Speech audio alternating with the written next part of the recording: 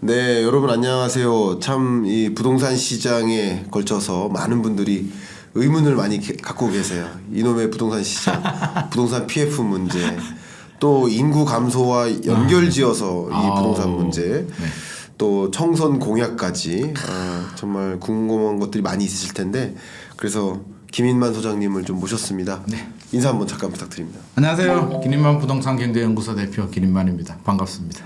네. 네. 좋습니다. 네. 오늘 이 토론 분위기를 더 조성하려고 세트도 좀 그런 식으로 갔는데 어떠십니까? 예. 쫄깃쫄깃합니다. 긴장도 되고요. 집중이 확 되는 게 네. 오늘 좋은 내용들이 그냥 마구마구 나올 것 같습니다. 저도 이제 소장님하고 여러 가지 사안을 놓고 네. 한번 마구마구 좀 대화를 나눠보고 싶은 좋습니다. 마음입니다. 일단 단도직입적으로 네. 인구와 부동산. 인구와 부동산. 뭐 인구도 큰 주제고 부동산도 큰 주제인데 네. 이 관계를 잠깐 규명해야 될 것 같아요. 관계를 네. 뗄래야 뗄 수는 없죠. 네. 매우 중요합니다. 네. 특히 인구 문제야 뭐 대한민국 존폐 문제이기 때문에 네. 어느 주제보다도 중요한 주제이긴 한데요. 네. 이걸 부동산하고 이제 맞물리면 네. 관계가 없다라고 할 수는 없는데 좀 시차가 필요할 것 같습니다. 시차가. 왜냐하면 인구라는 얘기는 예. 이제 절대 수요잖아요. 인구가 늘어난다, 줄어든다.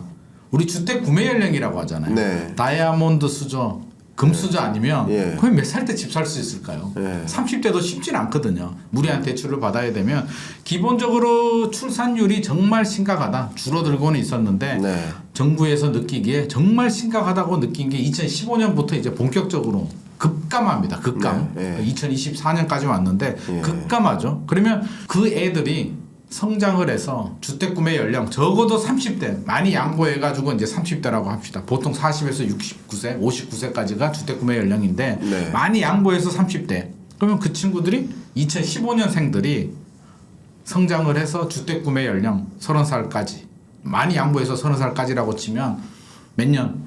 적어도 한 20년 정도의 시간이 저는 더 필요하다. 그래서 장기적으로는 반드시 문제가 된다. 이거는 문제가 안 될 수가 없습니다. 그래서 인구 분포를 보더라도 20년 후에는 반드시 문제될 수밖에 없는 구조입니다. 이게 급격히 줄어들기 때문에 양극화 문제, 뭐 서울 집중화 문제, 수많은 문제들을 야기시키는데 네. 우리가 20년 후까지 또 예상을 해버리게 되면 20년 후에 집값이 오를까 내릴까? 아니 2개월 후에 집값이 오를까 내릴까도 우리가 지금 여러 가지 변수들 때문에 왔다 갔다 하는데 20년 후 집값을 우리가 걱정할 문제는 아니라고 보여지고요. 물론 정부나 국회 차원에서는 인구가 줄어드는 건 이거는 부동산의 문제가 아니라 국가의 존폐의 문제이기 때문에 네. 대응은 해야 된다. 하지만 우리는 상당히 좀 긴 텀을 두고 해야 된다. 단기적으로는 저는 영향은 없다라고 단호하게 지금 말씀드리고 싶습니다. 좋습니다. 어쨌든 소장님의 의견은 뭐 단기라고 한다면 뭐 적어도 향후 10년 이내. 10년 이내. 네네. 그러면 2024년이니까 약 35년 정도까지는 2040년까지도 저는 뭐 좋습니다. 크게 그러면 영향은 없을 것 2040년까지는 인구가 부동산에 뭐 큰 영향을 미칠 것 같지는 않다. 영향 줄수 있어도 있겠지만 우리가 치명적으로 영향은 안 받을 것 같습니다. 그러면 40년 이후에는 시장이 뭐 긍정이든 부정이든 어떤 식으로든 어떤 영향을 줄 영향을 겁니다. 강하게 줄 것이다. 자, 그러면 단기적으로는 인구 문제가 큰 부동산 시장 전망에 영향을 미치지는 않을 거라고도 말씀하셨고 저도 그런 뷰를 많이 갖고 있어요. 변수는 있겠죠. 예, 변수는 있겠지만. 정책이 네. 뭐 왜곡이 될 수는 있잖아요. 네. 뭐 최근에 나온 총선 공약을 보니까 뭐 주택을 제공해주겠다. 네. 뭐 이런 공약이 있는데 주택을 제공해주면 또 문제가 달라질 수 있잖아요. 네. 시장이 또 왜곡이 될 수도 있고 어떤 주택을 어디에 어떻게 개발을 해서 어떻게 줄지는 모르겠으나 그 정책에 따라서 그런 부분은 저는 영향을 줄 것 같습니다. 좋습니다. 무조건 준다라고 하면 아니 그럼 집을 살 사람들이 아기를 놓고 결혼하고 아기를 놓으면 집을 공짜로 준다는데 굳이 무리해서 뭐 니홈이라든지 3기 신도시 분양을 왜 받습니까? 네. 그러니까 그런 부분은 또 변수가 될 수도 있을 것 같습니다. 좋습니다. 어쨌든 그 영향이 있긴 있겠지만 어쨌든 그 인구 문제에 정부가 대응하는 과정에서 어떤 정책들이 단행되고 그게 어쩌면 그런 정책의 경로를 통해서 인구가 부동산 시장에 영향을 미치겠지만 네네. 그 영향이 뭐 크진 않을 것이니까 시장을 좀 전망하는데 좀 판단하도록 하겠고요. 네네. 지금 당장 이 저출산 문제와 부동산 시장과 연계된 것이 또 당장 우리가 총선을 앞에 두고 있으니까 네네. 총선 공약들을 좀 들여다볼 필요가 있을 것 같아요. 총선 공약 나왔죠. 네. 그래서 좀 제시해 드렸는데 네. 총선 공약들을 보시면서 특히 이제 부동산 시장과의 관계에서 그러니까 저출산 대책인데 부동산과 연결 지을 수 있는 부분들이 있죠. 있습니다. 그런 부분에 대해서 좀 이런 것들이 눈여겨볼 만하다. 뭐 아니면 뭐 여러 가지 비평도 좋고 비판도 좋고 여러 가지 생각들 좀 여쭙고 싶습니다. 일단 뭐 여당 야당에 누구 편을 들고 싶지는 않고요. 일단 내용 자체를 보면 현실성 측면에서는 국민의힘 여당이 3조 원 예산이 3조 원이고요. 민주당은 28조입니다. 예산을 본다면 현실성은 국민의힘이 좀 높지 않을까. 3조 원 정도야 충분히 어떻게 할 수 있죠. 네. 뭐 출산휴가 늘려주고 예산 좀 지원 금액 좀 늘려주고 하는데 효과 측면에서 보면 느낌이 올까요? 지금도 이제 사실 느낌이 오는 건 집 한 채 준다라는 게 일단 먼저 느낌이 팍 오거든요. 야당에서 제시한 부분. 네. 그러면 여당에서 제시한 부분은 좀 현실성은 있으나 우리가 제가 신혼부부라고 생각을 할게요. 아니면 예비 신혼부부다. 애기 놀까 말까 좀 부담스러운데 라는 생각을 하고 있는데 출산휴가 좀 늘려주고 돈 조금 지원해 준다고 해서 내가 굳이 나중에 생각하자라는 생각이 갑자기 바뀌어서 우리 애기 낳아야겠다라는 생각이 들까요? 최근에 뭐 신생아 대출이라든지 여러 가지 나왔지만 놓을까 말까 고민하시는 분들한테는 도움이 될 것 같습니다. 낳을까 말까 할까 말까 1년 있다가 할까 하시는 분들한테는 좀 도움이 되겠으나 나는 좀 부정적이야. 나 우리끼리 잘 살면 되지. 나 책임 못 질 것 같아 라는 마음을 다수가 가지고 있는데 그 사람들 마음을 달래기에는 좀 역부족이라는 생각이 들고요. 네. 야당안을 보면 뭐 좀 파격적인 부분도 있는 것 같습니다. 뭐 여러 가지 내용들이 많이 들어가 있는데 저는 가장 눈에 띄는 게 출산할 때 분양 전환 공공임대주택을 제공해 주겠다. 네. 임대주택을 일단 주고 나중에 분양 전환해서 내가 아파트를 받을 수 있겠다. 이거 굉장히 좀 파격적이다. 두 자녀는 24평, 우리 전용 59, 세 자녀는 33평. 이걸 진짜 공짜로 준다? 근데 이게 내용은 좀 살펴봐야 되는데 진짜 공짜로 준다면 생각이 들 것 같습니다. 네. 34평 아파트를 준다고? 어딘지는 모르겠습니다만 아직. 근데 이게 임대주택을 주고 분양 전환할 때 내가 돈을 얼마 내라고 하면 또 문제가 다시 또 계산법이 달라지는데 일단 그냥 준다라고 하면 해볼까 하는 생각이 충분히 들 수도 있습니다. 하지만 실현 가능성에 대해서는 매년 예를 들어서 매년 신혼부부들 한 20만 상이 나타난다. 매년 20만 호에 대한 주택을 정부가 책임지고 공짜로 공급해준다. 자금도 부족하고요. 땅도 부족하고요. 지금 영끌해서 우리 젊은 친구들만 영끌해가지고 주택을 산 게 아니잖아요. 정부도 문재인 정부 시절부터 영끌해가지고 지금 공공주택을 공급을 하고 있는데 여기서 추가로 또 영끌을 해서 매년 10만 호, 20만 호씩 공급을 할 수 있을까? 돈도 없고 땅도 없다. 땅이 좀 넓은 뭐 지방이나 이런 데 지어서 효과가 없잖아요. 효과 측면에서 보면 서울이나 적어도 서울 가까운 수도권 지역에 이런 주택을 공급을 해줘야 되는데 언제? 어디에? 돈은?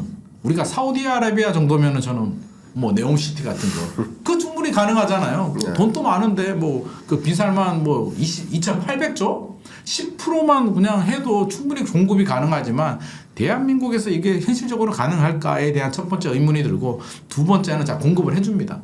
공급을 해주는데 한 자리에서 다 넣을 수는 없잖아요. 예를 들어서 용산의 민족공원에도 공공주택을 짓고 여의도 국회 이전하고 그 자리에도 짓고 송도에도 짓고 동탄에도 짓고 다 짓습니다. 누구는 용산에 아파트를 받고 누구는 송도에 받고 그러면 거주 지역으로 한다면 서로 다 서울로 오려고 하지 않겠습니까? 나는 서울에 공공분양주택 분양 전환되는 주택 받고 싶어 라고 하지 누가 동탄이나 송도에 가냐고 용산에 아파트를 받든지 여의도에 받죠. 이런 수많은 문제들이 병행되기 때문에 저는 주택을 준다는 건 굉장히 좀 바람직하지 않다. 차라리 그냥 돈을 주는 게 맞다. 제가 12월에 2023년 이제 작년이 됐죠. 12월에 일본에 이제 잠깐 다녀왔습니다. 애들 데리고 이제 여행 겸 갔다가 일본의 현지에 있는 분을 만났어요. 한국 사람인데 일본에서 사업을 하고 있습니다. 네. 이야기하다가 마침 이 출산 얘기가 나왔어요. 네. 한국의 출산 문제가 정말 심각하다. 그러니까 일본은 어떠냐라고 하니까 일본은 우리보다 출산율이 훨씬 더 높거든요. 우리가 지금 0.7 얼마고 일본은 1.3인가요? 네. 그 정도 됩니다. 2배 정도 높거든요. 어떤 정책을 하냐라고 하니까 그분 이야기가 일단 일본은 출산하면 고정적으로 돈을 준다. 기본급으로 뭐 500인가 1000인가 일시불로 지불하고 6개월에 한 번씩 애가 몇 살 될 때까지 고정적으로 돈이 나가고 의료보험 거의 공짜처럼 해주고 네. 자녀 키우는데 크게 부담이 없을 정도로 지원을 해준다. 딱 정해져 있다. 근데 저는 말을 못 하겠는 거예요. 우리는 지자체마다 뭐 얼마 준다 다 달라요. 뭘 해주지? 솔직히 얘기를 못 하겠더라고요. 여러 가지 예산을 쏟아붓는데 뭘 해주는지 모르겠습니다. 서울시 다르고 당진시 다르고 원주시 다르고 좀 표준화 통일화될 필요가 있다라고 보여지고요. 어느 나라인지 제가 기억이 안 나는데 헝가리인가 무슨 나라는 그렇게 한다고 하더라고요. 뭐 얼마 일정 금액을 주고 결혼하면 일단 대출을 해줍니다. 자녀 한 명 출산하면 이자 감면. 헝가리 2명 출산하면 네. 그냥 이자 원금 감면. 저는 이게 굉장히 좀 파격적이지 않나. 그러면 차라리 예를 들자면 3억 원을 대출을 해줍니다. 한 명 놓으면 이자 무이자, 2명 놓으면 원금 탕감. 그러면 3억을 받아서 대출을 좀 받고 아니면 자기 자본 모아서 충분히 내 집 마련 할 수 있거든요. 그럼 이런 정책들 하나만 딱 나와줘도 저는 그냥 정책은 쉽고 심플하고 이해가 돼야 됩니다. 딱 보면 오케이 됐네 할만하네라고 생각이 들어야 되는데 여당 야당 안을 보면 한쪽은 될까? 안 될 것 같은데 한쪽은 뭐 실현 가능성이 있겠으나 그래서 굳이? 라는 생각이 듭니다. 네. 그래서 저는 여당 야당 둘 다 실현 가능성이나 효과 측면에서 보면 좀 약하다. 그렇습니다. 이렇게 해가지고는 안 될 것 같습니다. 예, 어쨌든 여야의 저출산 공약을 비교해 봤을 때 김인만 소장님의 어떤 문제 제기라든가 뭐 실현 가능성에 대한 진단 이런 말씀 잘 들었고요. 토론이다 보니까 또 저의 의견도 한번 말씀을 드려보면 네. 저는 뭐 이렇게 판단합니다. 어떤 정치적인 견해를 가지고 말씀드리는 건 절대 아니고 네네. 실현 가능하냐 여부만 놓고 보면 국민의힘의 경우에는 그 공약들이 실현 가능한 일입니다. 맞습니다. 기존에 네. 있는 것들을 미세 조정하는 것이니까 그렇죠. 충분히 가능한 가능합니다. 거고요. 네네. 다만 더불어민주당 같은 경우는 28조 원의 재원을 들여서 저출산에 대응하겠다라는 공약인데 자 근데 우리나라가 지금 안고 있는 거시경제적으로 굉장히 중요한 현안이 가계부채 기업부채 문제 가지고 얘기 많이 하지만 사실 국가채무 문제도 심각합니다. 심각하죠. 2024년 기준으로 네. 국가채무가 정확히 GDP 대비 50%를 넘어서는 해가 돼요. 네네. 우리나라 역사상 최초의 일인 겁니다. 네. 이건 기재부의 추계대로만 가정하더라도 그렇습니다. 네네. 근데 그런 과정에서 2019년부터 계속 늘어났죠. 계속 재정 적자 맞습니다. 19, 20, 21, 22, 23 계속 재정 적자였고요. 맞습니다. 24년에 대한 재정 계획도 적자 계획입니다. 앞으로도 그러지 예. 않겠습니까? 그런데 이렇게 28조 원을 또 추경을 편성해서 추경이라는 것은 저출산이라는 중장기적인 미래적인 대응을 위한 대응책으로서 편성하는 예산이 아니거든요. 네네. 예상하지 못했던 일들이 그렇죠. 불시에 일어났을 때 하는 거거든요. 맞습니다. 근데 이런 식으로 하는 것이 결국 이런 저출산 대책의 대상의 경우에는 좋을 수 있으나 그들이 표를 던지기에는 좋을 수 있으나 그러나 이게 정말 실현 가능한지에 대한 문제 제기는 저는 하고 싶고요. 두 번째, 국민의힘 정책들 같은 경우는 기존의 저출산에 대한 문제인식 하에 마련했었던 이런 제도들을 조금 더 확대하는 노력들입니다. 네네. 그 부분에서는 저도 필요하다고는 생각이 돼요. 네. 다만 우려되는 것은 뭐냐면 이게 이미 아이를 낳을 계획이 있거나 이미 아이를 낳은 사람들 이들에게 더 많은 지원을 해주는 것뿐으로 끝나지 않을까. 그러니까 결국은 아이를 낳지 않으려고 생각했던 부부 혹은 결혼의 생각이 없었던 잠재적인 그 부부라고 한다면 이들이 결혼을 해야지 이들이 그렇죠. 아이 안 낳던 아이들 부모가 아이를 낳아야지 아니면 한 명 낳았던 부모가 2명 낳아야지를 유인하는 유인책은 아니라고 생각이 돼요. 맞습니다. 예, 그런 면에서 정확하십니다. 그러세요? 네, 저도 정확하게 생각하고 네. 뭐 어느 쪽을 응원하고 싶진 않습니다. 뭐 네. 둘 다 저는 비판을 하고 싶은 입장인데 일단 네. 민주당 입장에서 보면 말씀하셨듯이 재정 적자가 늘어나잖아요. 예. 혜택을 줍니다. 누가 갚습니까? 결국에는 미래 세대들의 목입니다. 그러니까 기성 세대들은 책임지지 않아요. 일단 그렇죠. 혜택을 주고 나중에 니들이 갚어. 그렇죠. 돌 하나 빼서 그냥 위에 돈을 예. 막아주는 역할밖에 안 되기 때문에 굉장히 좀 무책임하다는 생각이 일단 들고요. 여러 가지로 좀 고민되는 부분입니다. 분명히 해결해야 되는 거는 맞는데 우리가 지난 10년 동안 해도 막대한 예산을 쏟아부었거든요. 네. 도대체 뭐 했을까? 네. 그 수십조 돈이 다 어디 갔을까? 네. 왜 출산율은 줄어들고 아무도 체감을 못하는 걸까요? 진짜 안타깝고요. 제발 지금이라도 총선이 4월이잖아요.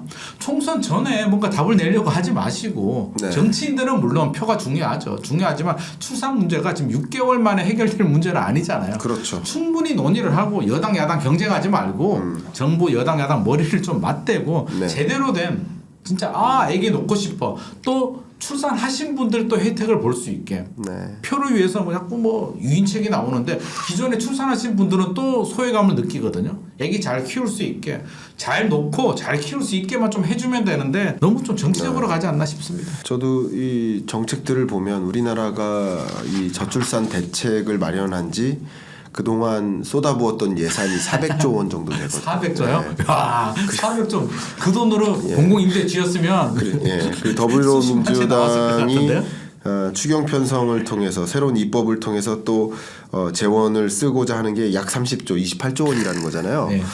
그러니까 저는 이제 생각하는 것은 첫 번째는 우리가 논의했던 게 실현 가능성이에요. 네네. 실현 가능성이 없는 이거 하면 당신들이 좋아요라는 좀 선심성 그런 공약들은 좀 안 했으면 좋겠고요. 첫 번째 네네. 실현 가능성. 두 번째는 조금 더 중요할 수 있겠지만 효율성입니다. 무슨 말이냐면 400조 원을 투입했으면 400조 가치의 효과가 있어야 됩니다. 맞습니다. 그러니까 무조건 투입하면 다 좋은 게 아니라 그렇죠. 예를 들어 100조 투입하고 1조 가치의 뭔가의 베너핏을 가지는 그런 정책은 지향해야 되거든요. 맞습니다. 맞습니다. 1조를 투입해서 400조의 가치를 가져올 만한 정책들에 대해서 고민을 해야 된다고 생각해요. 맞습니다.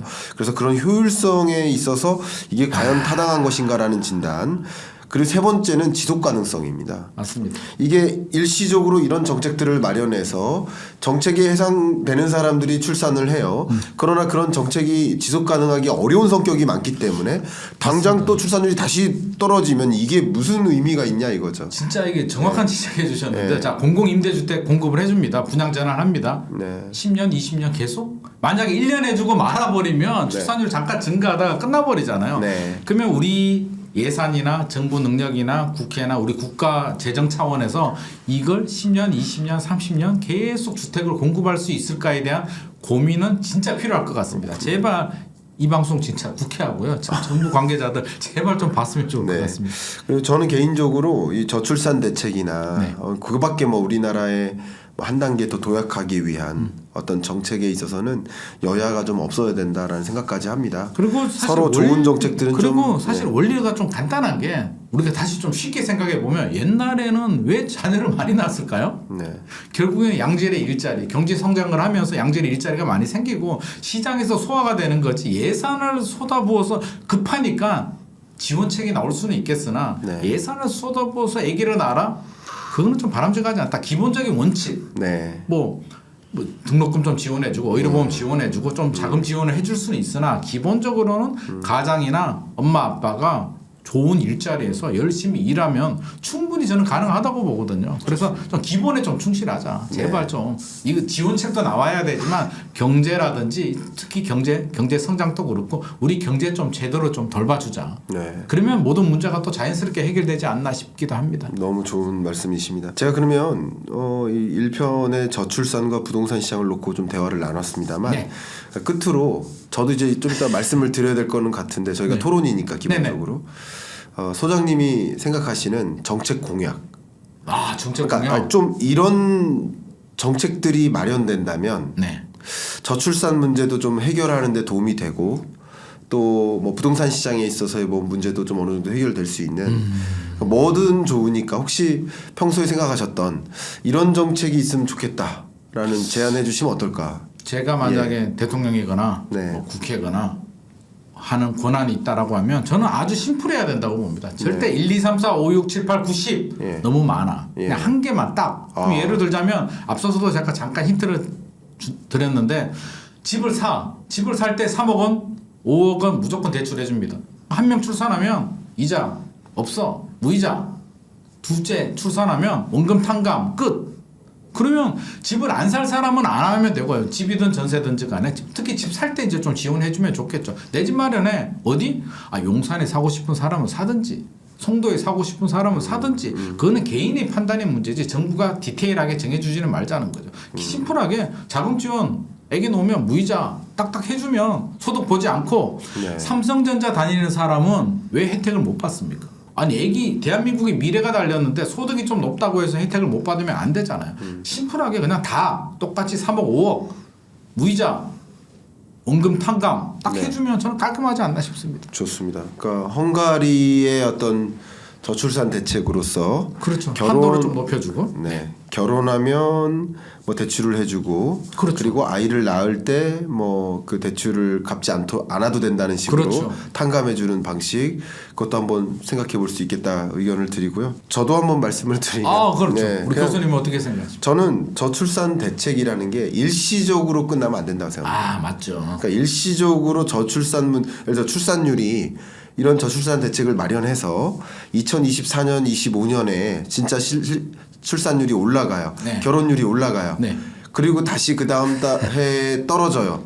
그런 대책들은 좀 안 된다고 생각하고요. 맞습니다. 저는 이제 저출산 문제는 구조적인 문제이기 때문에 구조를 바꾸는 정책을 해야 된다라는 생각을 해요. 맞습니다. 네, 뭐 그 정책 중에 뭐 그 얘기를 하려면 뭐 100시간이 걸리겠지만 그냥 짧게 뭐 5분 안에 한 가지만 말씀드린다면 저는 공교육을 개선했으면 좋겠다. 저는 이제 어쨌든 저출산 대책에 대해서 뭐 고민을 해본 것들 말씀드리려면 뭐 아마도 100시간이 더 걸릴 수도 있겠습니다만 어쨌든 5분 동안 그 고민 중에 하나는 꼭 말씀드리고 싶어요. 그게 개인적으로는 공교육의 혁신이라고 저는 보고 있습니다. 네.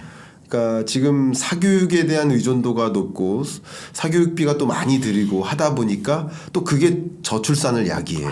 그렇죠. 아이를 낳을 거면 같은 수준으로 교육시키고 싶은 게 부모님의 욕심일 거예요. 근데 나의 주머니 사정으로는 절대 어렵다 이런 생각을 많이 하실 거예요. 그러니까 사교육을 철폐하거나 규제하는 방식이 아니라 공교육 자체를 개선해서 오히려 사교육보다 공교육이 훨씬 좋은 탄탄한 유로피언 주요 국가들의 모델처럼 사교육 갈 필요가 없게 만들도록 공교육을 혁명적으로 혁신해 나가면 어떨까 하는 생각인데요. 예를 들면 우리 뭐 학령 인구가 줄어드니까 교육 예산을 줄여야 된다 이런 생각을 하시는데 1인당 들여야 될 교육 예산이 유지되어야 된다는 전제 때문에 그런 의사결정을 내리시는 것 같아요. 근데 저는 어떤 생각이냐면 10명 혹은 20명의 학생, 학급당 1명의 선생님이 계세요.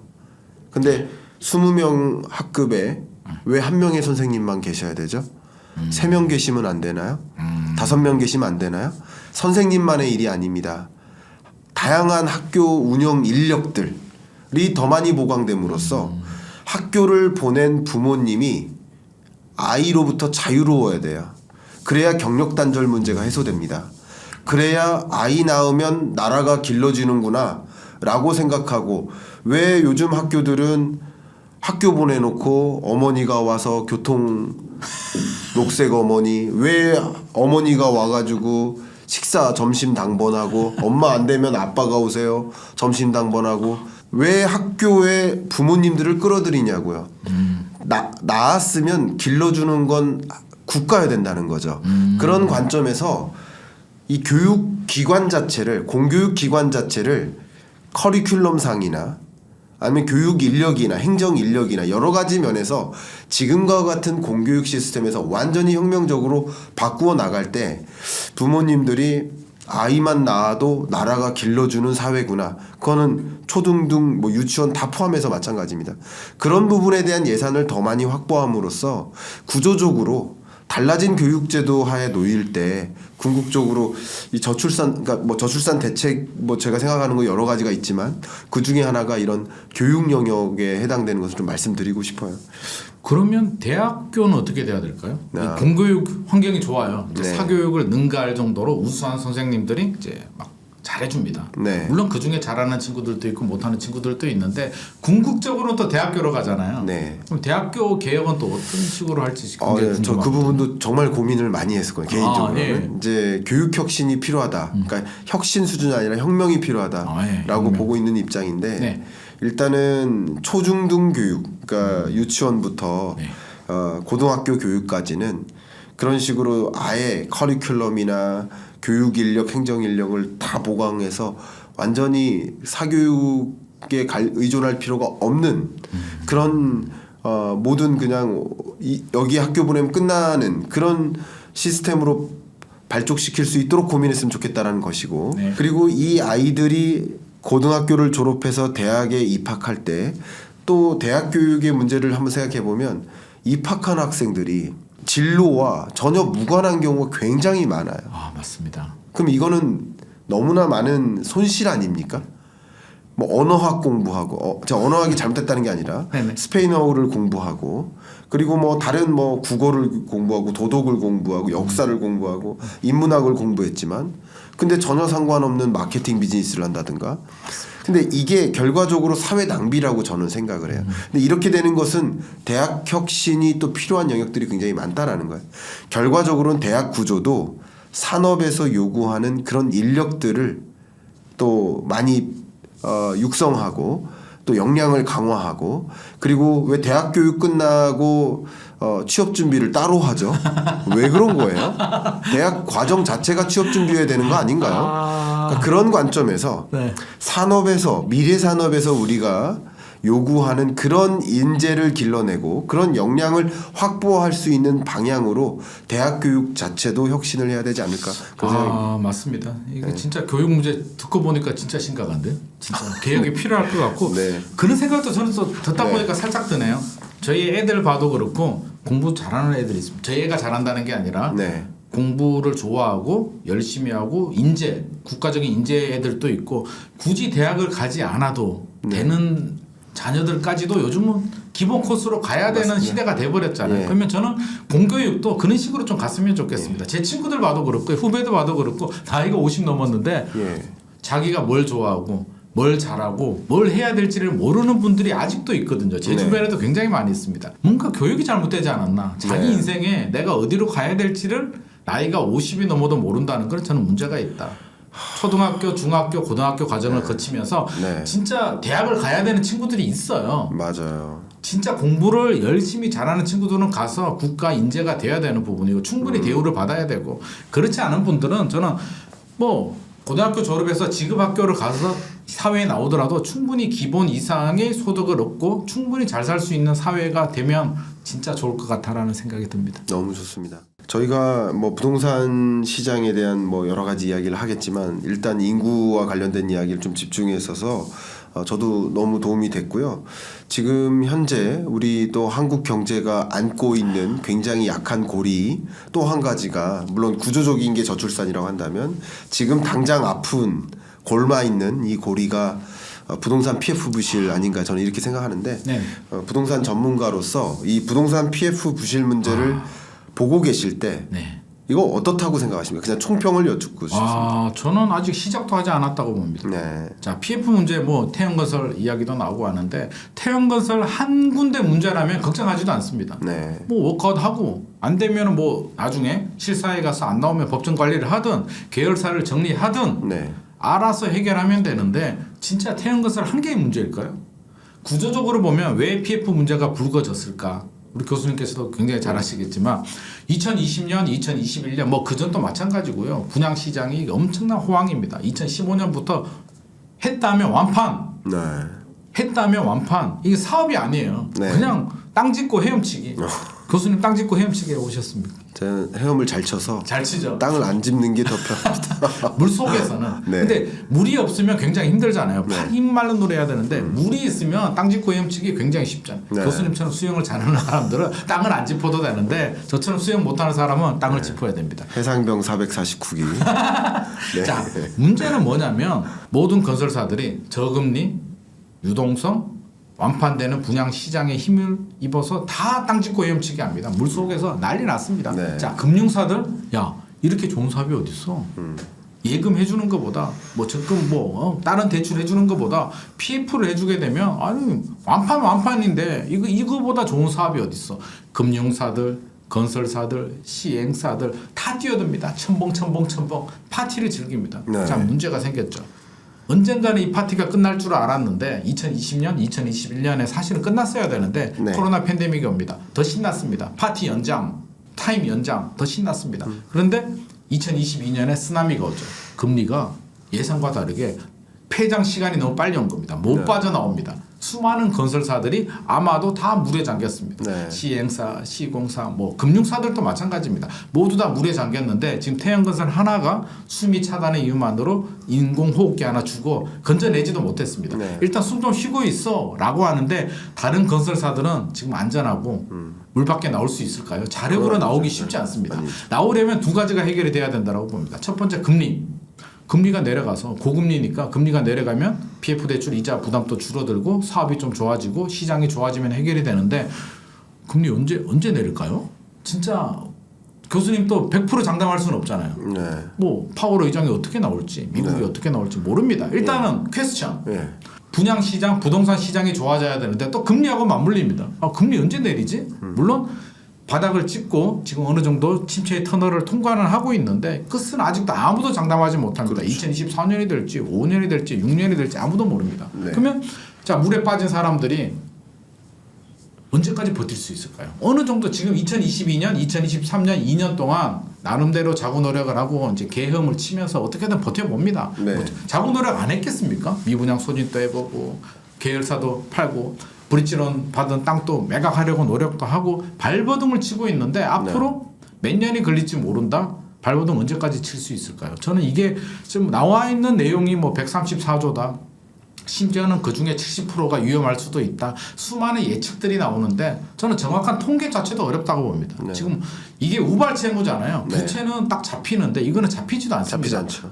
이게 저는 진짜 잘못하면 진짜 폭탄이 될 수도 있을 것 같습니다. 네. 그래서 총선 이전에는 아마 서로 부담스럽습니다. 정부도 국회도 모두 다 부담스럽기 때문에 아주 급한 태양 건설 정도만 지금 일단 워크아웃 뭐 진행을 하고 있는데 나머지 건설사들이 과연 끝나고 총선 끝나고 본격적인 아마 수술을 해야 될 것 같습니다. 살려야 되는 곳, 건져내야 되는 산소 호흡기를 줘야 되는 곳, 그냥 빠뜨려야 되는 곳 선정을 해야 되는데 거기에 따라서 어떤 파장이 있을지는 진짜 저는 제가 예상할 수도 없는 상황이 발생할 수도 있고요. 잘 해결되기를 개인적으로 바라는데 사실 저는 예상할 수도 없을 것 같습니다. 그러게요. 그러니까 말씀하신 대로 일단은 추산할 수 있는 그 부동산 PF 대출 잔액이 정확한 것도 아니고 첫 번째. 네네. 왜냐하면 이 시공사가 시행사에게 보증의 성격으로 그렇죠. 해준 이 우발 채무 성격도 굉장히 많기 때문에 또 그렇고 또 두 번째는 어쨌든 23년 3분기까지 기준으로 만 134조 원인 거지. 맞습니다. 지금 23년 12월 기준 통계가 발표 안 되고 있습니다. 지금 1월이 끝나가고 있는데 네네.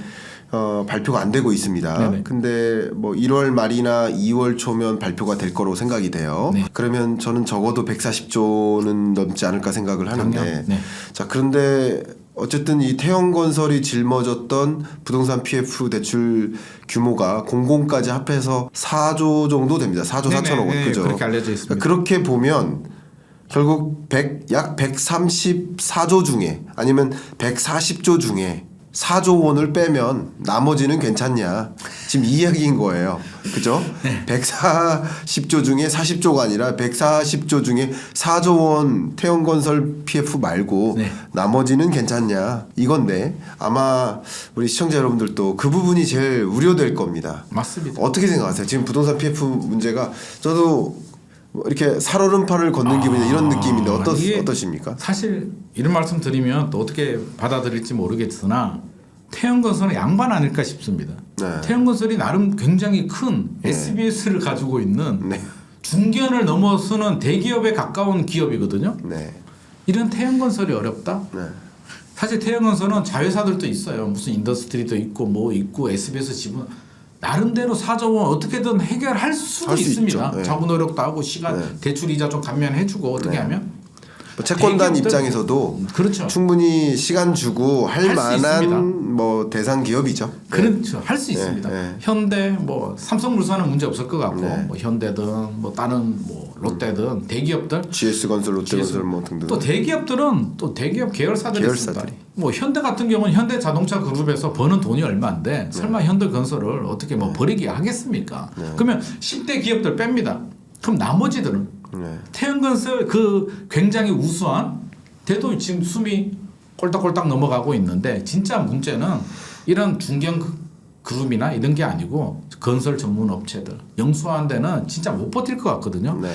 이게 뭐라 그럴까요? 이게 티끌모아 태산이라고 진짜 큰 덩어리들은 그러니까 몇 조 됩니다. 그럼 140조 원 중에 교수님 말씀하신 것처럼 140조 원 중에 뭐 대기업들 어떻게든 큰 회사들이 물려 있는 게 한 40조 대략 한 40조 뺀다고 봅시다. 네. 그럼 100조는 100조가 진짜 부실이거든요. 네. 못 버팁니다. 네. 아마 물속에 지금 많이 가라앉아 숨도 못 쉬고 있는 기업들이 꽤 많이 있을 겁니다. 그렇죠. 파악되지도 않습니다. 네.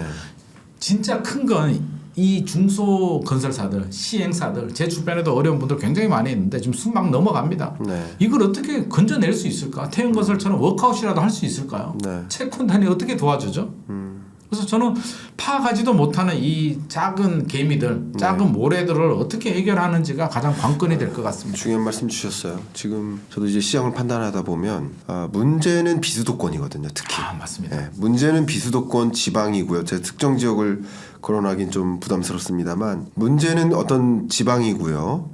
지방에서도 특히 상업용 부동산입니다. 심각합니다. 네. 주거용 부동산도 문제가 될 수 있어요. 네. 악성 미분양이 여전히 있고요. 네.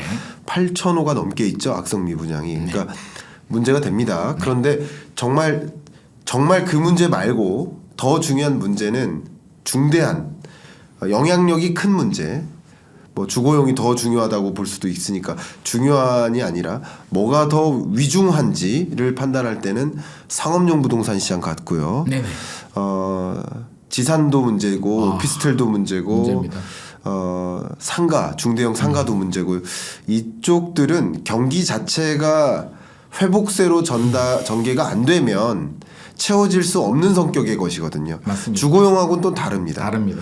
그래서 특히 이런 상업용 부동산 시장에 있어서 지역의 경우에는 회복될 만한 그런 기미를 찾기가 좀 어려운 국면이라서 지방 중소 건설사들이 도미노 파산으로 이어질 것으로 좀 판단되고요.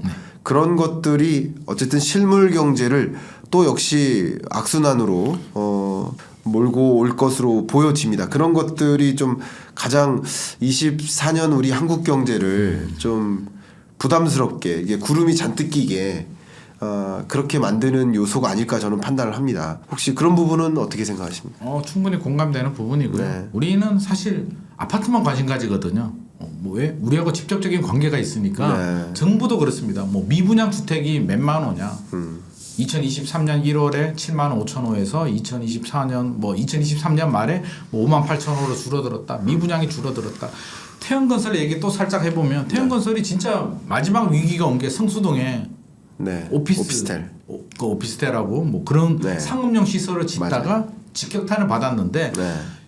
일십 대책이죠. 일십 대책에 중공업 미분양 살짝 나왔는데 주택에만 나옵니다. 중공업 미분양 한 10,000세대 정도밖에 안 되거든요. 네. 그게 피트가 잘못됐어요. 잘못됐죠. 미분양 또 어떤 미분양? 주택뿐만 아니라 모든 걸 다 포함해야 됩니다. 그렇죠. 그래서 지금 사실 골든타임 2023년 지나갔어요. 2023년에 미분양 대책이 저는 나왔어야 된다고 봅니다. 네.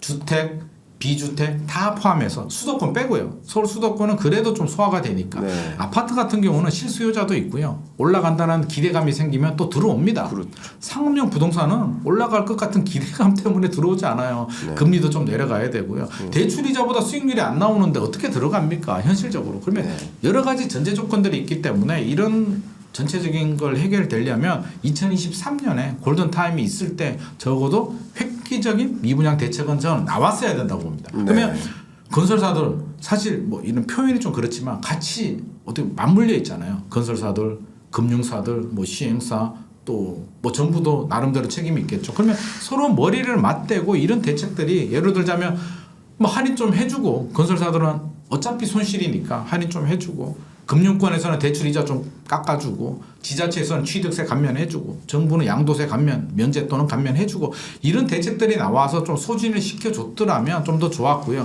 지금도 늦지 않았습니다. 저는 일십 대책 보면서 너무 아쉬웠어요.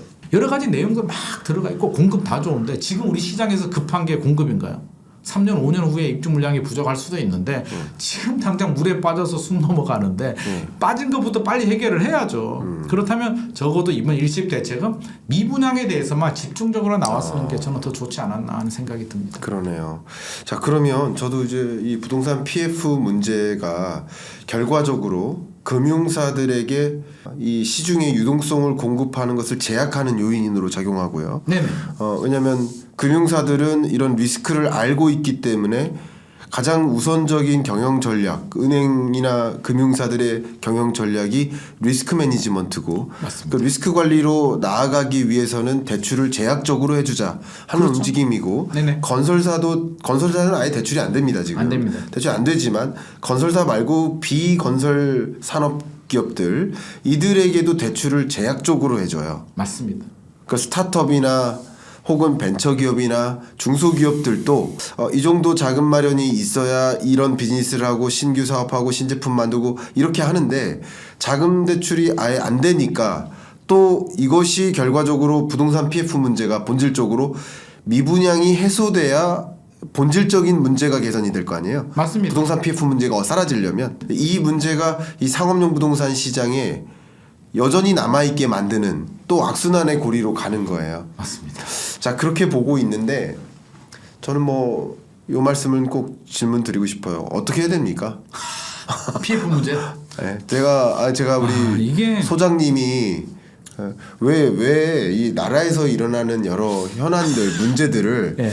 우리 그 공적 시스템에 있지 않은 네네. 민간 전문가 네. 들이 더 고민을 해야 되나요? 어쨌든 듣고 보니까 제가 진짜 가슴이 제가 거짓말이 아니고 23년, 24년 한 2년 동안은 근래 2년 동안 그리고 24년까지도 경제 이야기를 하면서 웃을 수가 없어요. 웃는 경제 얘기가 별로 없어요. 웃을 일이 없습니다. 그러니까 저도 너무 제가 막 웃고 이렇게 하는 걸 좋아하는 사람인데 그렇습니다. 참 이게 안타깝습니다. 한숨부터 어쨌든 안 나오는 게 그래도 왜 우리가 이런 해안을 고민을 해야 되는지 참 이런 답답한데 메시지들이 범국민적으로 많이 공유되고 해야 되기 때문에 일단 저는 할 수 있는 것부터 좀 하자. 네네. 우리가 금리를 내릴 수는 없는 거고요. 그러니까 네. 우리라는 게 이제 대한민국 정부나 국회, 뭐 금융 당국을 말하는데 금리 우리가 마음대로 내릴 수가 없는 거고요. 네. 경제 마음대로 살릴 수는 없습니다. 네. 할 수 있는 거 적어도 미분양부터 빨리빨리 좀 소진을 하자. 네. 지방이 문제라면 아파트뿐만 아니라 비주택까지도 포함해서 미분양 대책 저는 빨리 나와야겠다. 네. 미분양을 소진한다고 해서 PF 문제가 갑자기 없어지지는 않습니다. 네. 하지만 적어도 할 수 있는 부분, 그렇죠. 이건 할 수 있는 부분이에요. 예. 정부 보고 LH가 미분양을 사라는 것도 아니고 살 수도 없을 뿐더러 네. 우리 시장에서 결국에는 소화를 시켜줘야 되는데 소화시켜줄 수 있게 좀 만들어 달라는 거죠. 네. 가격 할인해주고 저는 금융권도 이 방송을 보면 네. 조금 미안할 수도 있는데 저는 금융권 책임도 있다고 보거든요.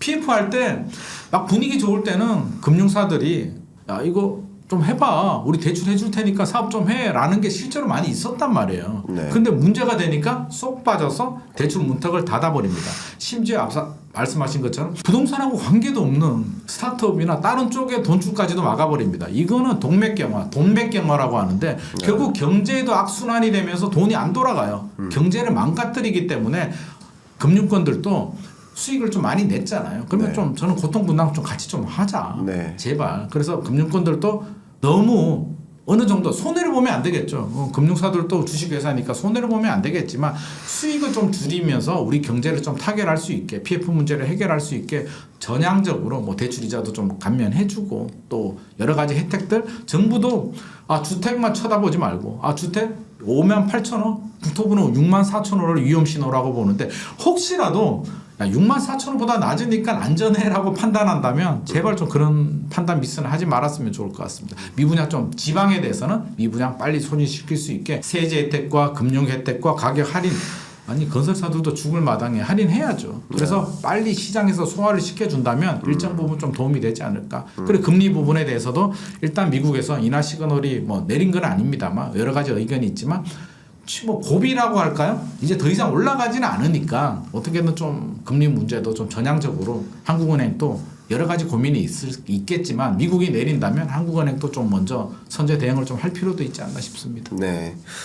말씀 속에서 또 저도 어떻게 해야 된다라는 의견을 드려야 될 텐데 약간 금융 쪽 말씀을 주셔서 저도 그 부분에 대해서 좀 코멘트를 더 드리고 마무리를 할까 하는데요.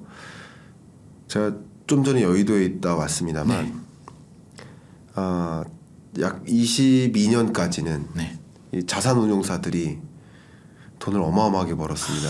맞습니다. 그리고 또 많은 또 자산운용사에 근무하는 연봉 5, 6억씩 되시는 분들 네.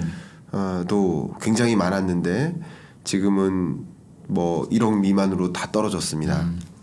하여튼 어려운 거예요. 어렵죠. 중고차 시장에 여러분 가보시면 뭐 제가 가본 건 아닙니다만 중고차 시장에 가보시면 슈퍼카들이 쭉 전시되어 있습니다. 판매가 잘 안 되고 들어오는 매물은 많습니다. 자, 이런 현상도 이 부동산 PF와 무관하지 않거든요. 맞습니다. 말씀하신 대로 이 우리나라 금융사가 단기적인 근시안적인 수익만을 목표로 하다 보니까 중장기적인 미래를 살피는 일을 좀 게을리하고 당장 돈 되는 것만 생각하다 보니까 건설사에 대출해주는 방식 또 부동산 호황기에 선택했던 것이죠. 그렇죠. 거기에만 전적으로 의존하고요.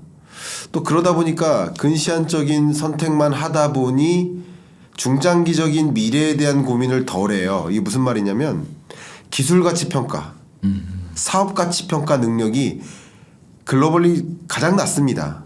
자, 가장 낮다는 표현은 거의 주요 선진국 대비 가장 낮습니다. 맞습니다. 이러다 보니까 이 금융사 저는 이게 무슨 말이냐면 부동산 PF 문제가 가시화됐기 때문에 단기적인 처방책도 고민하지만 이 부동산 PF 문제가 초래된 근본적인 구조, 환경에 개선될 것들, 바꿔야 될 것들을 좀 바꿨으면 좋겠다는 측면에서 맞습니다. 금융 서비스업, 금융기관들이 기술가치 평가, 사업가치 평가 능력을 충분히 확보해서 아니 지금 건설업이 문제면 건설업에게만 대출 안 해주면 되는 거지 왜 플랫폼 기업, 기술 기업, 인공지능 기업, 빅데이터 기업 이런 여러 스타트업이나 벤처 기업이나 중소기업들은 갑자기 자금 공여, 자금줄이 끊겨가지고 신규 비즈니스를 못하고 문 닫게 만들고 왜 이렇게 하냐 이거예요.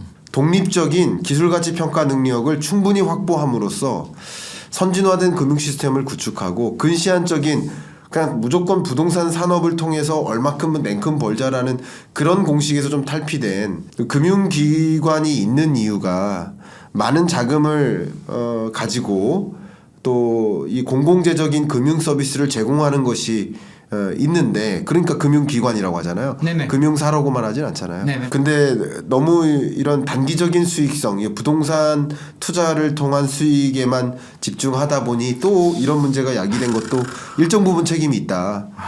그렇게 맞습니다. 저도 생각을 합니다. 진짜 공감하고요. 예. 갑자기 또 이런 생각이 듭니다. 네. 제가 실제로 들은 얘기인데 개인들한테는 가계부채 문제잖아요. 가계부채도 문제입니다. 그러면 LTV, DSR, 2024년에 또 스트레스 DSR을 적용하겠답니다. 네. 네. 자, 개인들한테는 이렇게 리스크 관리를 합니다. 네. 근데 지금 문제가 터지고 보니 진짜 개인이 문제였나?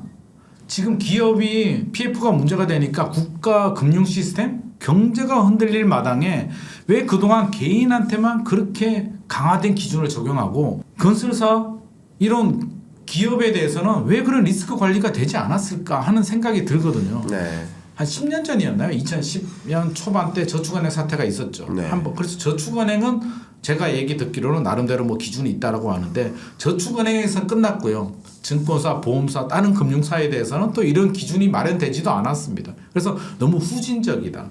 지금이라도 소 잃고 외양간을라도 고쳐야 됩니다. 네. 다음 소를 또 잃으면 안 되니까. 그렇죠. 교수님 말씀하신 것처럼 선진화된 기법, 리스크 관리를 지금이라도 준비를 해야 되지 않나 싶습니다. 이 우리 구독자님들의 어떤 여론을 보면 건설사들도 터트릴 거 터트려야 된다 하시는 분도 계시고 네네. 또 아니라고 보시는 분도 계세요. 네네. 근데 저는 터트려야 된다 안 터트려야 된다 이게 중요한 게 아니라 생각합니다. 아, 그럼요. 이런 문제를 우린 맞닥뜨렸기 때문에 다시는 이런 일을 반복하지 않도록 어떻게 구조를 개편할까 이런 부분에 대한 고민이 더 집중돼야 되지 않을까 이런 생각을 많이 갖고 있습니다. 그런 관점에서 제가 소장님께도 또 추가적으로 여쭙고 싶은데요.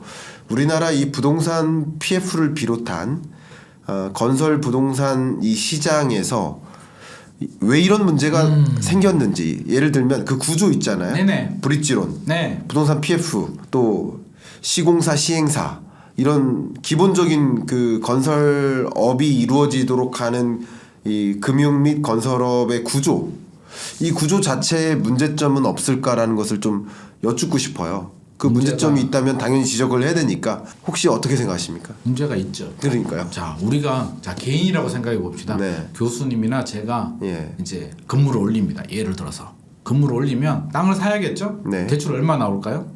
뭐 90% 100% 우리는 PF 못 받잖아요. 개인이니까. 그러니까 안 받죠. 그러면 우리 돈 자기 자본이 기본적으로 들어갑니다. 네. 그리고 담보대출 받습니다. 저당을 잡아서 담보대출 받죠. 책임질 수 있습니다. 그렇죠. 대출이 80% 90% 나오지 않으니까. 담보가 있으니까. 담보가 어쨌든. 있고요. 네. 그리고 건축을 하게 되면 어떻게 합니까? 100% 건축 자금이 나옵니까? 거기도 어느 정도 대출은 받겠으나 내가 계획이 있죠. 내 자금도 투입을 하고 그렇죠. 나중에 임대도 맞추고 나름대로 네. 기업은 땅 살 때부터 일단 브릿지론 들어갑니다. 자기 돈 별로 안 들어가요. 네. 브릿지론 들어가고 또 안 되니까 시공사 담보까지 들어갑니다. PF 대출. 자기 자본은 리스크 관리는 거의 되지 않고 자기 자본이 없는 상태에서 물론 금융 당국도 그런 건 있겠죠. 주택 공급을 늘려야 되니까 없는 자본에 건설회사들이 쉽게 한편에서 보면 자 우리가 꼬마 빌딩을 지으면 건축주가 책임을 지고 건축주가 능력이 있습니다. 그 짓는 시공사 공사하는 종합건설업체들이 책임지지도 않고요. 그 업체들이 크냐 작으냐가 중요하지 않습니다. 오직 우리의 능력입니다. 우리가 시행사 개념이니까요. 일반 근데 대형 아파트든 상업시설이든 시행사들이 굉장히 열악해요. 네. 저보다는 낫겠으나 굉장히 열악한데 이 열악한 분들한테 그렇게 큰 시공사는 대기업이잖아요. 그런데 그렇죠. 시공사가 보증을 해주면서 열악한 진짜 책임을 져야 되는 시행사들은 책임을 안 집니다. 그러니까. 문제가 생기면 몰라 네. 이렇게 열악하죠. 돼버립니다. 네. 그러면 결국 시공사한테 넘어가는데 책임이 네. 보증을 썼으니까 시공사가 한두 개 걸렸겠습니까? 50개, 100개, 200개 사업장이면 다 걸려버립니다. 네. 이게 구조적으로 문제가 되는 누가 네. 책임을 지죠? 예. 이게 저는 능력도 안 되고 실력도 안 되는 이런 네. 시행사들이 너무나 많고 돈이 없으면서도 사업하는 분들이 너무나 많다. 네. 그래서 이거는 저는 구조적인 문제라고 보고요. 우리 개인처럼 예. 100%는 아니더라도 어느 정도 자기 자본력을 가지고 담보를 제공해 줄 수 있는 능력이 되는 시행사들이 저는 사업을 해야 된다고 봅니다. 그럼 공급 물량이 줄어들 수는 있겠으나 부족한 부분에 대해서는 차라리 정부가 공급 분양을 좀 늘리더라도 네. 뭔가 이제는 대한민국의 주택보급률이 100%가 넘잖아요. 네. 물론 서울은 이제 100%가 안 되지만 그러면 과거처럼 70년대, 80년대, 90년대처럼 뭐 절대적으로 주택이 막 부족하고 이런 시대는 아니다 보니 이제부터라도 좀 네. 제대로 능력되는 시행사, 건설사들이 좀 체계적으로 좀 해야겠다라는 생각이 듭니다. 네. 그래서 이런 부분도 이번 일을 계기로 조금 또 시스템을 좀 바꿔서 무분별하게 금융사들도 돈 될 것 같으니까 뭐 PF 해주고 브릿지론 해주고 하지 말고 충분한 개인처럼 개인에 적용되는 기준 정도만 적용이 돼도 저는 충분한 리스크 관리 되지 않나 싶습니다. 네. 그러게요. 개인은 말씀하신 대로 능력껏 집 사고 능력껏 집 만드는 건데 설사 개인은 담보가 있어도 그렇죠. 소득이 없다는 이유만으로 대출이 안 나옵니다. 안 되는데. 그러면 20억짜리 아파트가 있어도 이제 은퇴하고 소득이 없는 분들은 대출 안 나오잖아요. 네. 개인한테는 이렇게 가혹할 정도로 관리를 하면서 왜 기업들한테는 그렇게 느슨하게 했을까? 지금이라도 반성을 하고 보완을 해야 될 것 같습니다. 너무 좋은 말씀 주셨습니다. 주신 의견들이 또 여러분들에게도 또 공감되실 분들, 뭐 찬성하시는 분도 있고 또 뭐 동의하지 않는 분도 계시겠지만 저는 이런 다양한 의견들이 많이 공유되는 과정에서 그럼요. 그런 과정에서 더 뾰족한 합리적인 정책들이 나올 거라고 생각이 되고 맞습니다. 뭐 저도 제 생각이 항상 뭐든지 맞다고 생각하는 건 아닙니다. 근데 다양한 의견들이 잘 전달이 돼야 된다 이런 생각을 하는데 이 부동산 PF와 연관해서 말씀하셨던 것처럼 이제 주택 공급 문제 어쩌면 뭐 지금도 좀 몇 가지 우려가 있지만 건설사들이 현재 자금 조달이 안 되고 또 건설 경기가 안 좋으니까 네네. 되게 재밌는 현상인데 20년, 21년 금리 저렴했을 때 네. 집값 급등할 때 이때 건설사들이 뭐 인허가 받고 막 하기 시작해요. 맞습니다. 그죠? 이때 인허가 건수가 엄청나게 늘죠. 맞습니다. 근데 그 인허가 받은 날로부터 대략 한 2년 3년 후에 주택 공급이 이루어지니까 네. 근데 20년 21년에 인허가 물량이 늘고 근데 그로부터 2년 정도 후인 23년 또 24년 초까지는 주택 공급이 또 과잉 공급으로 이루어지다가 네네. 그 과잉 공급 뭐 여러 가지 이유도 있겠지만 과잉 공급 때문에 또 집값이 하락을 하다가 네. 또 이렇게 하락하는 이런 사이클에는 건설사들이 아무도 집을 안 들어가요. 맞습니다. 그리고 또 걱정되는 것은 이래서 이게 부동산 시장에 사이클이 있는 겁니다. 항상. 맞습니다. 그렇죠. 네. 그러니까 여러 가지 이유가 있겠지만 네. 주택 건설과 뭐 수요라는 공급이라는 관점에서의 사이클을 잠깐 설명드린 것뿐입니다. 네. 근데 이런 관점에서 그러면 2023년 4년 동안 부동산 PF 부실 문제나 또 고금리나 또 주택 경기가 또 불황이다 보니까 적극적으로 건설사들이 또 신규 공급을 할 수가 없는 여건인 거죠. 네네. 그죠? 그렇다 보면 그래도 뭐 2024년은 아니지만 5, 6년 정도가 되면 또 주택 공급난이라는 것이 발생하지 않겠느냐 하는 판단을 좀 하고 있거든요. 네네. 이 부분 혹시 어떤 의견이실까요? 동의합니다. 동의하고요. 네. 뭐 시점은 우리가 미래를 모르니까 네. 분명히 영향을 줍니다. 네. 과거를 보면 과거도 항상 반복했잖아요. 항상 그랬거든요. 제 에피소드 한번 말씀드리면 네. 2007년도인지 2008년도인지 이제 기억이 가물가물합니다. 그때 이제 강남에서 강의를 하고 나오는데 그 당시 분위기를 살짝 설명드리면 서울은 네. 분위기 굉장히 좋았고요. 2007년도였대. 부산 지방은 굉장히 어려웠습니다. 네. 강의하고 나오는데 어떤 분이 이제 질문을 합니다. 부산에 아파트를 사도 되겠냐라고 질문을 했습니다. 그래서 제가 짧은 지식에 그때 굳이? 서울은 분위기가 좋고 서울은 주택 보급률도 낮고 네. 분위기도 좋은데 부산은 주택 보급률도 높고 분위기도 안 좋은데 왜 부산에 투자하려고 하죠? 라고 해서 말렸습니다. 네. 한 2년이 지나니까 분위기가 달라집니다. 네. 서울은 집값이 떨어지는데 부산은 집값이 올라요. 네. 그래서 그분이 생각이 났습니다. 오, 이거 뭐지? 내가 실수했구나. 너무 미안한 거예요. 너무 죄송한 거예요. 찾아오면 어떡하지? 네. 커피라도 사드려야 되나? 막 걱정이 되는데 왜 그럴까를 한번 생각을 해봤거든요. 역시 공급에 답이 있었습니다. 물론 여러 가지 요인들이 있죠. 금리도 있고 집값 상승에 대한 피로감도 있고 뭐 구매 능력도 있고 여러 가지가 있는데 네. 공급을 보면 서울은 이제 공급 물량을 막 늘립니다. 분위기 좋으니까 막 넣어놔도 2010년, 2011년 공급 늘어나죠. 부산은 안 좋았어요. 2006년, 2007년도에 분위기가 안 좋다 보니 건설회사들이 공급을 줄입니다. 네. 2008년, 2009년, 2010년 가니까 공급 물량이 갑자기 나오나요? 시장의 수요자들도 이제 반응을 하죠. 부산이 저평가야. 서울은 규제가 많아. 서울 수요자들이 또 지방으로 갑니다. 원정 투자 가서 또 여러 가지 일들이 발생을 합니다. 부산 집값이 올라가죠. 네. 이게 순환 구조가 이루어집니다. 결국에 맞물려 있어요. 심리도 공급 물량 하나만 가지고 탁탁탁 움직이지는 않는데 그렇죠. 그 공급이 왜 줄어드느냐 원인을 찾아보면 결국엔 집값이 많이 올랐기 때문에 또 피로감도 누적이 되고 공급 물량 늘리다 보니 부작용이 생기고 반복이 되는 거거든요. 그래서 우리가 이제 파동이 생기고 흐름이 생기는데 네. 지금을 보더라도 마찬가지죠. 2020년, 2021년에 이제 엄청납니다. 막 인하가 난리 납니다. 서울뿐만 아니라 수도권, 지방, 중소도시들까지 물 들어왔습니다. 물 들어왔을 때 노줘야죠. 그때 막 심지어 그런 얘기들 많았잖아요. 물 들어왔을 때 빨리 노줘야 된다라는 이야기가 공공연하게 돌 정도로 열심히 노려졌는데 네. 물이 조금 더 오래 있을 줄 알았는데 빨리 빠져나가 버렸잖아요. 지금 네. 문제가 되는데 결국에는 지금은 또 반대 상황이잖아요. 야, 땅을 산 브릿지론을 일으켜서 사업을 하려는 곳들도 지금 못합니다. 그렇죠. 인허가 물량이 줄어든다는 얘기는 적어도 한 5년 후에 입주 물량이 줄어듭니다. 지금 착공 물량이 줄어들면 2, 3년 후에 입주 물량이 줄어들고요. 그러면 적어도 3년에서 5년까지는 무조건 입주 물량은 무조건 줄어듭니다. 네. 늘어날 수가 없습니다. 네. 물론 3기 신도시나 공공분양은 계속 그렇죠. 추진했기 때문에 좀 네. 변수가 될 수 있고요. 네. 그 물량을 빼면 무조건 줄어듭니다. 네. 적어도 5년 내에는 공급 부족입니다. 입주 물량 부족입니다. 그러면 2024년 올해야 여러 가지 뭐 금리 변수들도 있고 여러 가지도 있고 뭐 올해 공급이 부족하다고 해서 이게 우리 수학 공식이 아니잖아요. 1 더하기 1은 2. 공급 부족하면 바로 올라. 요건 아닙니다. 네. 2018년, 19년 보더라도 서울의 입주 물량이 많이 나와도 사실은 집값은 더 올라갔습니다. 사려는 수요자들이 불안하니까 더 뛰어들고요. 네. 집주인들은 더 오를 것 같으니까 매물을 회수하고 이런 여러 가지 작용에 의해서 움직이긴 하는데 제 생각에는 이게 1년이 지나고 2년이 지나고 공급 부족이 3년이 지나고 4년이 지나고 누적이 된다면 분명히 임팩트는 온다. 그 시점이야 우리가 콕 찍어서 2025년이다, 6년이다 할 수는 없겠으나 반드시 영향을 준다. 그 시간이 문제다. 근데 그 시점은 수많은 변수들이 있으니까 전문가들도 그걸 어떻게 찍습니까? 근데 결국에는 영향을 주고요. 또 하나의 변수가 아니라 전세잖아요. 전세도 맞물립니다. 그렇죠. 이게 매매 같은 경우는 사실 뭐 시차가 좀 필요합니다. 근데 입주 물량 같은 경우도 매매는 제가 1년, 2년, 3년 누적이 되면 영향을 준다라고 했는데 전세 같은 경우는 실시간으로 영향을 줍니다. 전세는 공급 물량이 늘어나면 집값 전세 가격이 좀 조정을 받는 거고요. 부족하면 바로바로 영향을 주습니다. 전세 물량이 어디서나 전세는 실수요자 시장이잖아요. 네.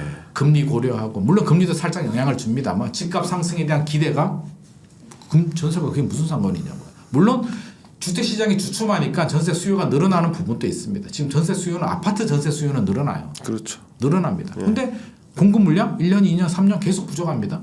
전세 가격이 어떻게 떨어질 수가 있겠습니까? 전세 가격 올라갑니다. 전세 가격 올라가면 집값이 밀어 올립니다. 그렇죠. 물론 전세 가격이 예를 들어서 2024년에 강세라고 하더라도 집값이 2024년에 바로 탁 튀지는 않습니다. 누적이 되죠. 또 누적이 됩니다. 공급 부족 누적, 전세 강세 누적. 이게 누적이 되면 결국에는 때가 되면 그게 1년 후가 될지 3년 후가 될지 5년 후가 될지는 일단 뭐 여러 가지 변수들이 있으니까 봐야 되겠지만 결국에는 밀어올리는 작용을 하는 것은 분명한 사실입니다. 네. 통상 그 전세 가격의 흐름을 집 가격의 선행 변수격으로 선행변수죠. 보시는 분들이 많이 계시잖아요. 맞습니다.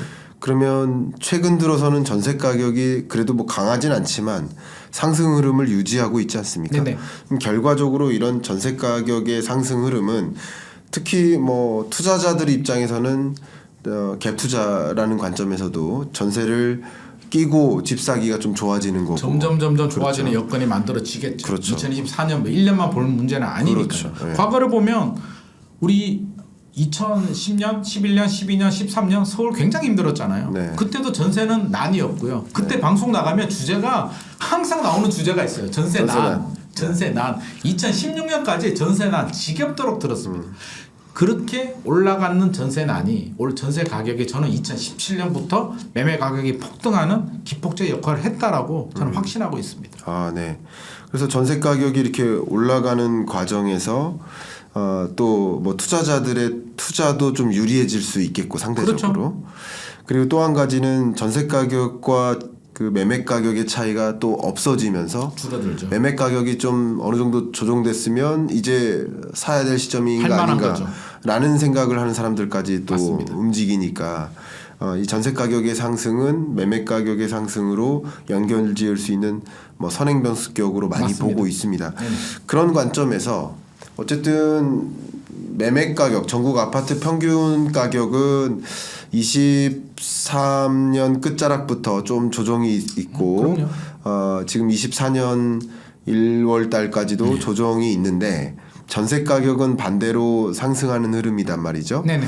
자, 이렇게 봤을 때 24년 부동산 시장, 그러니까 뭐 한마디로 아파트 매매 가격의 흐름이 혹시 어떨 거라고 가늠하시는지 여쭤봐도 될까요? 뭐 개인 주관입니다. 전문가들마다 의견이 다 다르기 때문에 사실 네. 정답이 없는 얘기고요. 왜 정답이 없냐면 너는 왜 맞아, 틀려 그렇게 될 수밖에 없는 게 아니 변수들이 있잖아요. 예. 변수들을 빼버리고 이야기를 일단 먼저 그렇죠. 하겠습니다. 일단 예. 변수 없고 네. 그대로 간다면 시장에서는 분명한 시그널을 줬습니다. 네. 2023년 시장을 보면 무슨 시그널을 줬냐면 집을 사려는 매수자가 있고요. 집을 팔려는 매도자들이 있습니다. 무슨 신호를 줬냐면 일단 매수자 우위 시장입니다. 2023년은 네. 2023년 마지막 이제 12월 상황을 좀 보면 추석 이후에 좀 꺾였습니다. 네. 거래량이 뚝뚝 떨어집니다. 거래량이 줄어든다는 얘기는 이제 두 가지 경우가 있을 수는 있겠죠. 한 가지는 집을 사려는 매수자들이 관망합니다. 아 이거 내가 지금 사야 돼? 부담스러워. 2023년 작년 한 6월, 7월, 8월까지만 해도 3,800건 정도 남았거든요.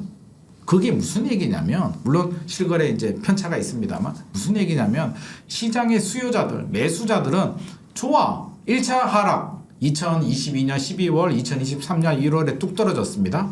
3월, 4월 정도 가격이면 내가 살 생각이 있어.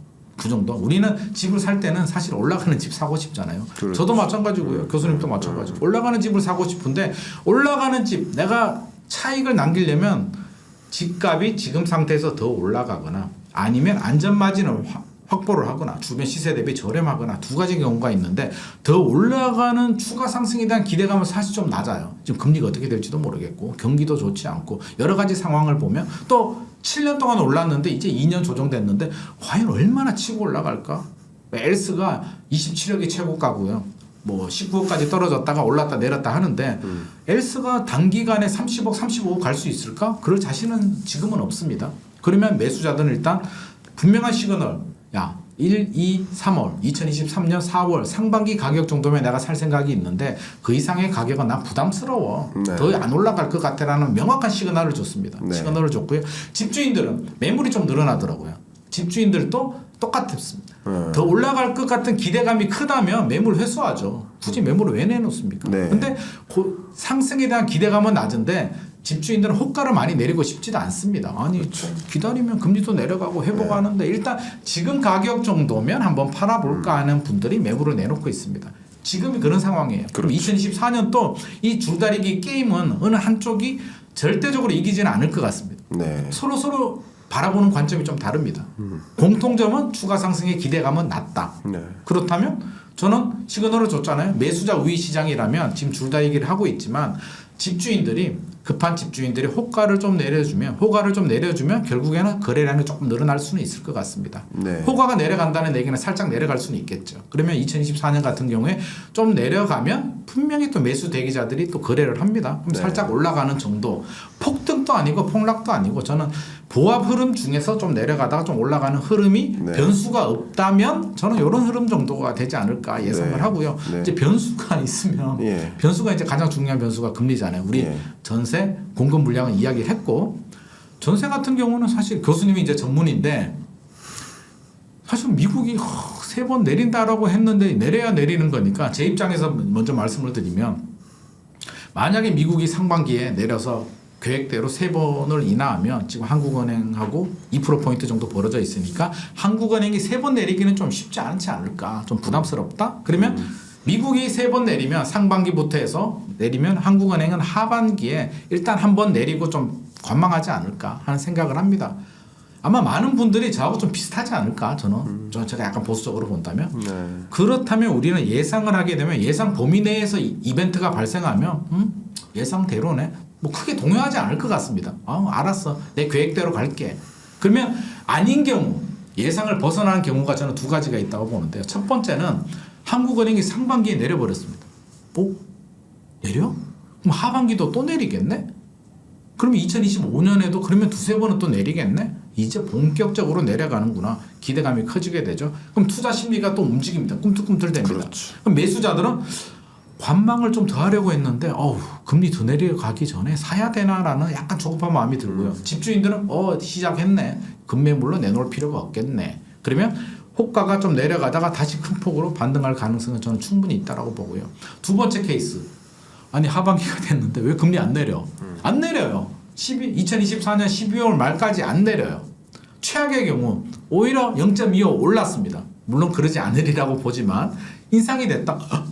어떡하지? 이제 어디로 흘러가는 거야? 불확실성이 지배가 되면서 공포가 지배되면서 투자 심리가 급격히 위축이 되고 하락폭이 커질 수도 있을 것 같습니다. 근데 그건 모르죠. 뭐 인상이 100% 안 된다고 할 수는 없는 거잖아요. 경제라는 건 모르니까. 그렇죠. 그렇게 바라본다면 이 두 가지 변수, 극단적인 변수가 아니라면 저는 그냥 2024년은 좀 조용하게 좀 내렸다가 좀 올라가는 이런 물결로 따지면 큰 파도는 아니고 찰랑찰랑 움직이는 시장이 되지 않을까 예상이 됩니다. 네. 부동산 시장 전망에 대해서도 명확하게 또 말씀해 주셔서 감사하고요. 뭐 저도 이제 토론이니까 간략하게만 저의 뷰를 말씀드리면 저는 그동안 말씀드렸던 뷰랑 차이가 별로 없습니다. 네, 그동안 말씀드렸었던 것도 비슷하지만 뭐 여러 가지 요인이 뭐 강한 상승을 만들 만한 요인은 거의 없다. 네. 그렇다고 강한 하락 요인이 될 만한 것도 거의 없다. 부동산 PF는 금융부실을 야기하고 물론 그게 금융위기로까지 전개될 만한 사인은 아니라고 판단하기 때문에 네네. 오히려 이 부동산 PF 문제는 공급 부족을 야기하고 또 부동산 PF 문제가 커지면 커질수록 금리 인하를 더 빨리 해야지 하는 통화정책 기조의 전환을 더 야기하는 요인이 되니까 부동산 PF 부실 문제가 곧바로 부동산 가격 하락으로 연결되지는 않습니다. 맞습니다. 사실은 이렇게 두 가지를 우회했을 때 부동산 PF 부실 문제는 부동산 가격이라는 면을 고려한다면 오히려 상승 압력에 가깝지 않을까 저는 판단하거든요. 네네. 그런 것들도 한 가지 고려하고 그래서 부동산 PF가 터져서 뭐 대형 건설사들이 도미노로 파산이 일어나서 뭐 금융사들의 또 금융 위기로까지 전개가 된다면야 그러면 외환 위기급의 뭐 2020년 팬데믹 경제 위기급의 경제적 위기가 오니까 자산 가격도 같이 급격히 조정이 되겠습니다만 지금 그럴 금융 위기로까지 전개될 거라는 전제하에 말씀드릴 만큼 그런 상황, 통제가 불가능한 상황이라고는 판단하지 않기 때문에 이게 거시경제에 계속 존재하면서 단단한 얼음이 아니라 살얼음판을 걷는 느낌, 경기 침체 요인인 거죠. 네네. 경제 위기가 아니라 네. 경기 둔화 혹은 침체 요인으로만 작용하다 보니까 부동산 시장이 뭐 지금의 조정 국면을 어느 정도 지나고 나면 24년 뭐 연중 정도가 되면 완만한 회복세로의 전환이 있을 수 있겠다. 완만한 회복세로의 전환은 가격이 조정될 만큼 조정되는 것. 두 번째는 금리 인하에 대한 좀 강한 기대감. 뭐 세 번째는 앞에 말씀드렸던 전세 가격이 상당 부분 상승해서 그게 매수 수요로 연결되거나 아니면 투자 수요로도 연결되는 전세 가격 상승은 두 가지거든요. 네네. 매수 수요로의 전환 맞습니다. 혹은 이 투자 수요로의 전환 네네. 그걸 보여주는 사인들이니까 그래서 선행 변수라고 하듯이 이런 것들을 좀 종합해 볼 때 뭐 강한 상승이라고 생각은 하진 않지만 이제 강한 뭐 아주 미약하게나마 이게 상승 맞아 할 만큼의 미약한 상승 흐름 그러니까 강보합인 거죠. 네. 보합인데 강보합에 가까운 그런 흐름으로 24년 부동산 시장이 전개되지 않을까 이렇게 생각이고 만에 하나 어떤 위기급의 무언가가 발생하면 자산 가격은 급격히 조정되고 또 급격히 조정된 이후에 급격한 급등이 있을 수 있습니다. 맞습니다. 이런 시나리오를 가정하고 말씀드릴 수는 없기 때문에 어떻게 위기를 가정하고 이야기를 하는 거죠? 그렇죠. 극단적인 경우를 가정하면 뭐 아무것도 우리가 네. 뭐 아무것도 하면 안 돼. 대한민국 망하는 걸 가정해 버리면 아무것도 할 수 그렇죠. 없는 거죠. 그렇게 저도 이제 부동산 시장에 대한 전망 그 코멘트 드리고요. 마지막으로 네. 제가 또 궁금한 게 예 말씀 주십시오. 거시경제 전문가시니까 아까 예. 제가 중요 변수라고 했는데 네. 제가 또 경제 전문가는 아니다 보니 교수님께서는 금리 한국은행 금리 움직임을 어떻게 예상을 하시는지 꼭 듣고 싶어요. 네, 하반기에 보고 있습니다. 하반기.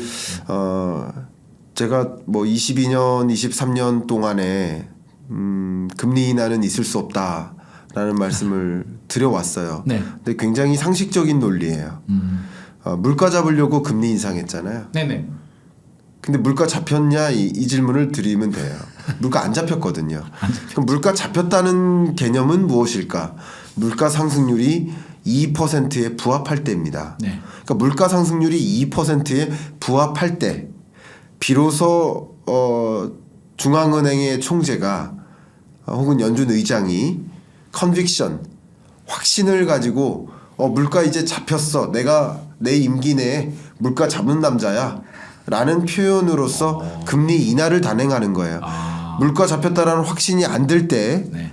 금리를 먼저 인하했다가 다시 물가가 급등하는 그런 문제를 초래하고 싶진 않을 겁니다. 그러니까 제가 강조하고 싶은 것은 물가 잡혔을 때입니다. 그러니까 물가 잡혔다는 얘기는 중앙은행이 봤을 때 물가가 확실히 잡혔다라는 확신이 드는 시점입니다. 그 확신이 드는 시점은 물가 상승률이 2% 초중반, 그러니까 2.5가 안 되는 구간. 요런 정도가 해당이 되고요. 네. 지금으로서는 다른 어떤 여러 변수들이 있습니다. 중동 불안이라든가 뭐 혹은 타이완 해협을 두고 봉쇄를 조치를 한다든가 이런 것들은 또 공급망 차질을 만들어서 이 원자재 가격을 급등시키거나 국제 유가를 급등시키는 요인이 됩니다. 그래서 이런 변수가 어떻게 전개되는지를 좀 가정해야 되겠지만 이런 변수가 없다면 현재로서는 물가 상승률이 그래도 24년 3분기 정도면 2% 초반에 부합하는 그런 숫자를 보일 것으로 전망합니다. 이 전망은 저뿐만 아니라 OECD나 월드뱅크도 똑같이 전제를 하고 있습니다. 네네. 그렇기 때문에 현재로서는 3분기에 연준도 금리 인하 결정을 할 것이라고 저는 생각합니다. 저는 7월 정도로 그동안 말씀을 드려왔습니다. 네네. 예, 그 생각에는 변함이 없습니다. 제 예상이 완전 틀리진 않았네요. 그러니까 지금도 금리 인하에 대한 너무 과도한 기대감, 맞습니다. 3월에 인하할 거야라는 과도한 기대감으로 과도한 기대감이 주가를 끌어올렸다가 내가 과도했었네. 3월 인하는 아니네라는 걸 깨닫는 실망감, 금리 인하에 대한 실망감으로 전환되는 과정에서 주가가 조정되는 거거든요. 이게 계속 반복될 겁니다. 그러니까 시장은 3월에 인하할 거야. 3월 아니면 5월일 거야. 근데 또 4월, 5월쯤 되면 또 실망할 겁니다. 또 기대했다가 또 실망할 겁니다. 기대했다 실망. 왜냐하면 이게 기대했다, 23년 내내 그랬거든요. 예. 물론 23년 내내는 그 기대감이 금리 인하에 대한 기대감이 아니라 금리 인상 끝났다는 기대감. 네네. 일찍부터 금리 인상 끝났어. 맞아. 실망.